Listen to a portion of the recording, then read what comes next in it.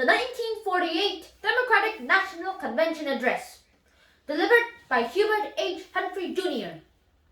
on July 14th of 1948 in Philadelphia, Pennsylvania.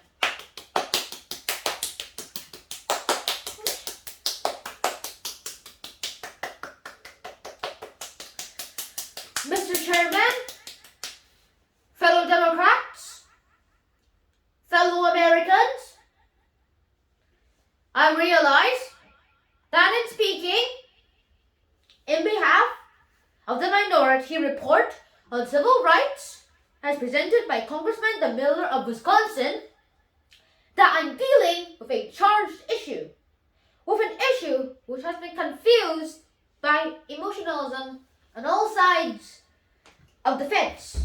I realize that there are here today friends and colleagues of mine, many of them who feel just as deeply and keenly as I do about this issue and who are yet in complete disagreement with me.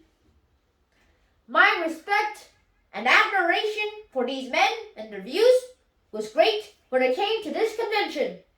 It is now far greater because of the sincerity, the courtesy, and the forthrightness which many of them have argued in our prolonged discussion in the platform committee. Because of this very great request, and because of my proud belief that we have a challenging task to do here, because good conscience, decent morality demands it, I feel it must rise at this time to support a report, the Minority Report, a report that spells out our democracy, a report that the people of this country can and will understand, and a report that they will enthusiastically acclaim on the great issue of civil rights.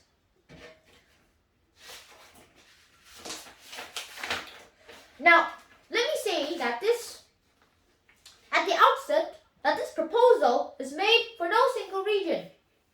Our proposal is made of no single class, for no single and simple racial or religious group in mind. All of the regions of this country, all of the states have shared in our precious heritage of American freedom. All the states and all the regions have seen at least some of the infringements of that freedom. All people, get this, all people, white and black, all groups, all racial groups, have been victims at times in this nation of, let me say, vicious demonstration. The masterly statement of our keynote speaker, the distinguished United States Senator from Kentucky, Alvin Barkley, made that point with great force. Speaking of the founder of the party, Thomas Jefferson, he said this, and I quote from Alvin Barkley: "He did not proclaim that all the white, or the black, or the red, or the yellow men are equal, that all Christian or Jewish men are equal, that all Protestant and Catholic men are equal, that all the rich and poor men are equal, that all the good and bad men are equal. What he declared was that all men are equal, and the equality which he proclaimed was the equality in the right to enjoy the blessings of free government in which they may participate, in which they have given their support." Now, these words of Senator Barkley's are appropriate to this convention, appropriate to this convention of the oldest, the most truly progressive political party in America. From time of Thomas Jefferson, the time when that immortal American doctrine of individual rights under just and fairly administered laws, the Democratic Party has tried hard to secure expanding freedoms for all citizens. Oh yes, I know, other political parties may have talked more about the civil rights, but the Democratic Party has surely done more about civil rights. We have made progress. We've made progress in every part of the country. We've made progress in the South. We've made progress in the West, in the North, and in the East. But we must now focus the direction of the progress towards the towards the realization of a full program of civil rights to all. This convention must set out more specifically the direction in which our party efforts are to go. We can be proud that we can be guided by the courageous trail blazing of two great Democratic presidents. We can be proud of the fact that our great and beloved immortal leader Franklin Roosevelt gave us guidance. And we are also proud of the fact, and we can be proud of the fact, that Harry Truman has had the courage to give to the people of America the new Emancipation Proclamation.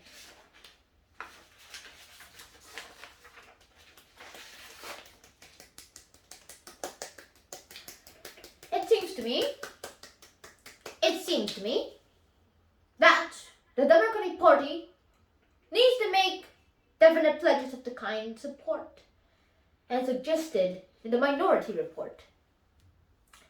To maintain the trust and the confidence placed in it by the people of all races and all sections of this country. Sure, we're here as Democrats, but my good friends, we're here as Americans. We're here as the believers in the principle and the ideology of democracy. And I firmly believe that as men concerned with our country's future, we must specify in our platform the guarantees which we have mentioned in the Minority Report. Yes, this is far more than a party matter. Every citizen in this country has a stake in the emergence of the United States as a leader in the free world. That world is being challenged by the world of slavery. For us to play our part effectively, we must be in the morally sound position. We can't use a double standard. There's no room for double standards in American politics for measuring our own and other people's policies.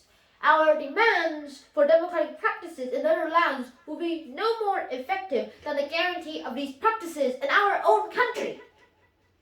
Friends, delegates, I do not believe that there can be any compromises for the guarantee of the civil rights which we have mentioned in the Minority Report.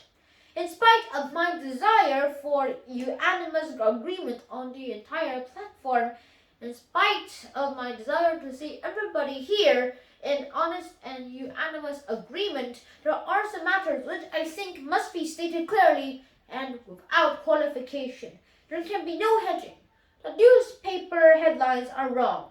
There will be no hedging. There will be no watering down, if you please, of the instruments and the principles of the civil rights program. My friends, to those who say that we are rushing the issues of civil rights, I say to them, we are 172 years late. To those who say that this civil rights program is an infringement on state rights, I say this: the time has arrived for America, for the Democratic Party, to get out of the shadows of the states' rights and to walk forthrightly into the bright sunshine of the human rights. People, human beings, this is the issue of the 20th century. People of all kinds, all sorts of people, and these people are looking to America for leadership, and they're looking to America for a precept and example. My good friends, my fellow Democrats, I ask you for a calm consideration of our historic opportunity. Let us not forget the evil past. Let us do forget the evil passions and the blindness of the past. In these times of world economic, political, and spiritual, above all spiritual crisis, we cannot and we must not turn from the path so plainly before us. That path has already led us through many valleys of the shadow of death. And now is the time to recall those who were left on that path of American freedom. For all of us, for the millions who have sent us, for the whole 2 billion members of the human family, our land is now, more than ever, the last best hope on earth. And I know that we can, and I know that we shall begin. Here, the fuller and richer realization of that hope. That promise of a land where all men are truly free or equal, and each man uses his freedom and equality wisely well. My good friends, I ask my party, the Democratic Progressive Party. I ask this convention to say an